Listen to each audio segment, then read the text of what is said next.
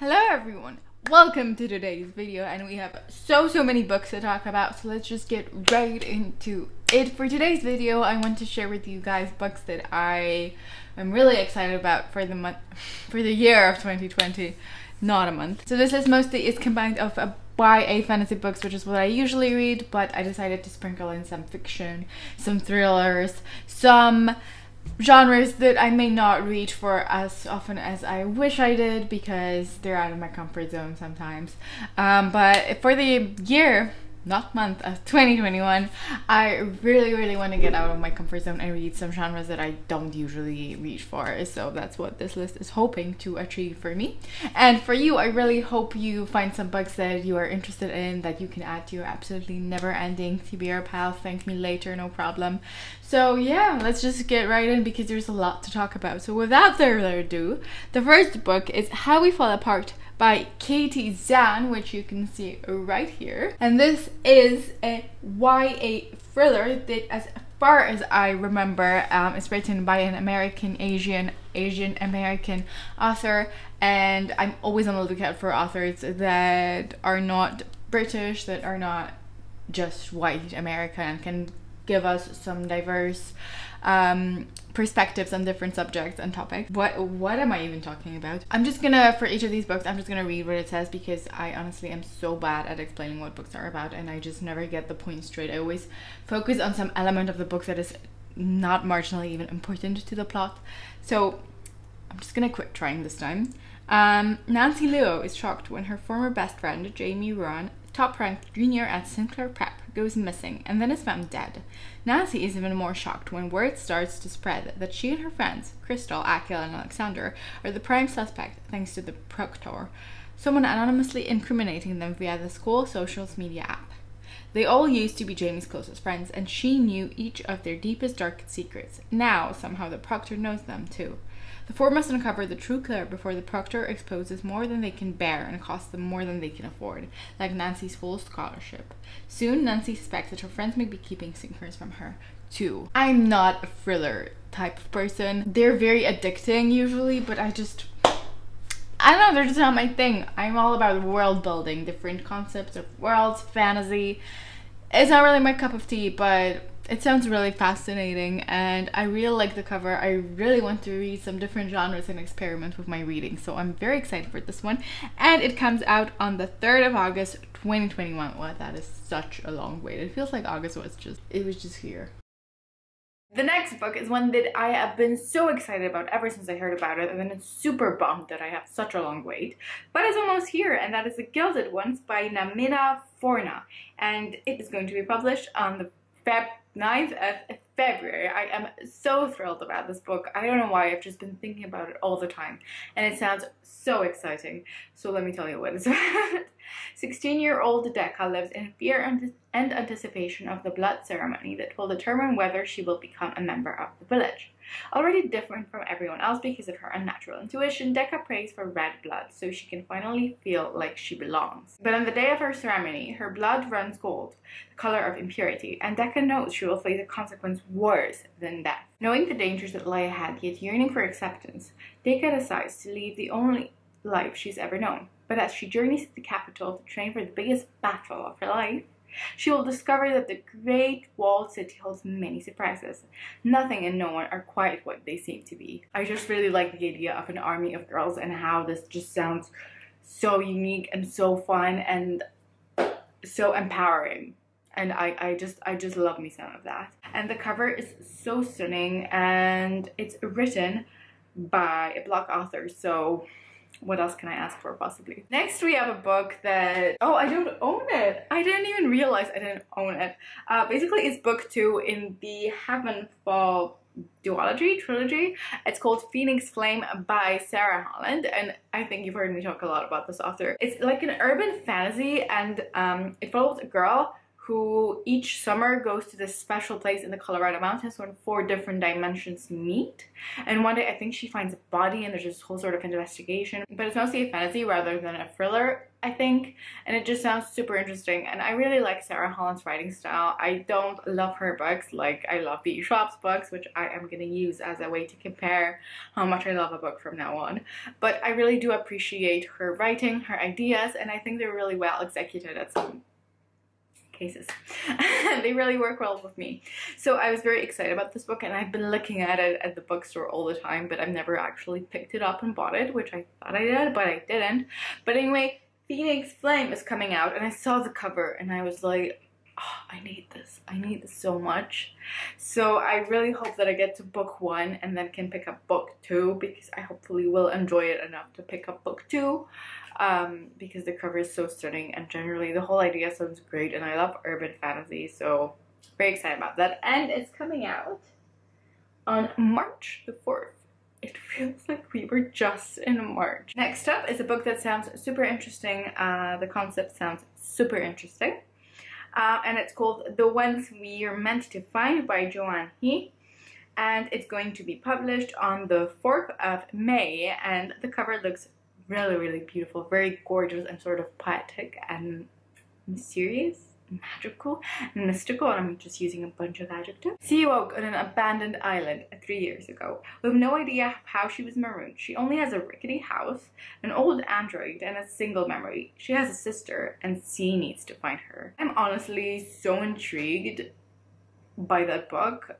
I seriously really want to read it. It's not like I say I want to read it and then I never get to it. I actually am genuinely very interested in the idea. Next is Bridge of Souls by V. Schwab, which is going to be published on March 2nd, 2021. And this is the 3rd book in the City of Ghosts series by V. Schwab, which is a middle grade series. And I have not read book 1 or book 2, but I'm on a mission to read every single book Victoria Schwab has ever written, so I'm surely gonna get to it. And so I'm very excited for book 3, which is coming out next year. Cassidy Blake's parents are the inspectors, a somewhat inept ghost hunting team. But Cass herself can really see ghosts. In fact, her best friend Jacob just happens to be one. When the inspectors head to ultra-hunted Edinburgh, Scotland, for their new TV show, Cass and Jacob come along. In Scotland, Cass is surrounded by ghosts, not all of them friendly. Then she meets Lara, a girl who can also see the dead. But Lara tells Cassidy that as an in-betweener, their job is to send ghosts permanently beyond the Veil. Cass isn't sure about her new mission, but she does know the sinister Red Raven hunting the city doesn't belong in her world. Cassidy's powers will draw her into an epic fight that stretches through the worlds of the living and the dead in order to save herself. I've heard very interesting things about this book, mainly that it stands out from other V.E. Schwab's books in a way that it's targeted at a different audience, but also sort of has a different atmosphere around it. It's more creepy, I guess, and it really reminds me of the Cemetery Boys, which I read a while ago and I really, really loved, so honestly really excited for this. Next we have The Immortal Boy by Francisco Montaña Ibanez and translated by David Bowles. And the reason that I am so intrigued by this book is that it's a translated work, and these are so rare. It doesn't say much about it and doesn't have very many reviews, which is even more intriguing. I mean, it's even more intriguing in the sense that I feel like most of the books that I'm talking about right now are books that are very well known, very hyped up, and the cover is so beautiful. I didn't see there's a face. Wow, that is so cool. 2 intertwining stories of Bogota. One, a family of 5 children left to live on their own. The other, a girl in an orphanage who will do anything to befriend the mysterious Immortal Boy. How they weave together will never leave you. I shall read this. I shall read this and I shall love it. Thank you very much. Oh, and it's coming out on the 9th of March. The next book is The Rule of Wolves by Leigh Bardugo. Now, if you don't know, I really love Leigh Bardugo's writing style. Six of Crows is one of my favorite books of all time. And The King of Scars, which is the first book in this duology, is a book that follows the events that happen in the Shadow and Bones trilogy, so I don't know what it's about because I still haven't read Shadow and Bone. I mean, I read the first book but not the second and the third, so I don't want to spoil myself, so I can't tell you what it's about. But I'm super hyped up about it because I am trying to finish the Grisha trilogy this year, which I don't know if it'll happen, but hopefully I finish it soon, and then I am up and ready for book 2 in this King of Scars duology or trilogy, whatever it ends up being, and it comes out on March the 30th, and the cover is beautiful. The next book is The Prison Healer by Lynette Noni, which comes out on the 13th of April, if I am not mistaken. And I have been not mistaken. And you know, it's so hard when you're making this sort of video because there are so many books coming out. It's exciting, but yet very overwhelming to find something that actually you think you will read, because it all just sounds so good, but you know you won't get to it all. But this one sounds genuinely really interesting. 17-year-old Kiva Meridian has spent the last 10 years fighting for survival in a notorious death prison, Salindiv, working as the prison healer.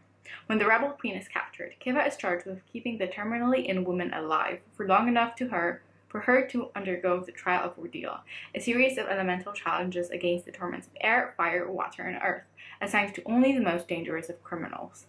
Then a coded message from Kiva's family arrives, containing a single order: "Don't let her die. We are coming."